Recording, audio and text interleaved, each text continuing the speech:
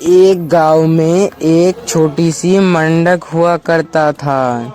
उस गांव में कोई न होने के कारण मेंढक बहुत उदास हुआ करता था।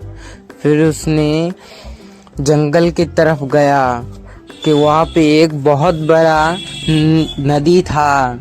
फिर उसने जंगल से होते हुए उसकी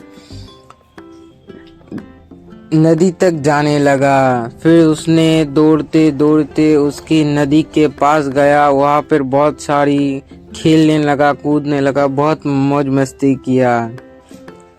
बहुत मौज मस्ती करने के बाद उसके ख्याल हुआ कि घर जाया जाए, रात हो रहा। इसके बाद वो घर आया। घर आने के बाद बहुत खुश हुआ कि वो अकेला था, इसलिए उसको अकेला रहने की तकलीफ होता था, इसलिए वो बहुत उदास हुआ करता था।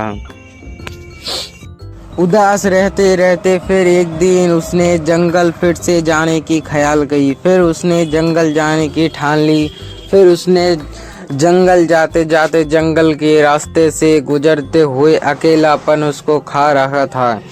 फिर उसने अकेला जंगल से होते हुए उसकी फिर से नदी के पास गया।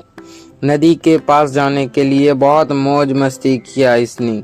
बहुत मौज मस्ती करने के बाद वहाँ पर थोड़ी सी बैठे हुए सोचते रहा क्या किया जाए। इसके बाद उसको ख्याल आया कि उसको घर जाना होगा। फिर उसने घर गया। घर जाकर वहाँ पे फिर बैठा रह गया। अकेलापन उसको फिर से खाने लगा। अकेलापन खाते खाते उसको ख्याल आया कि दो चार पक्षी है, उससे भी बात किया जाए। तो उसको पास जाकर उसने बातचीत शुरू की।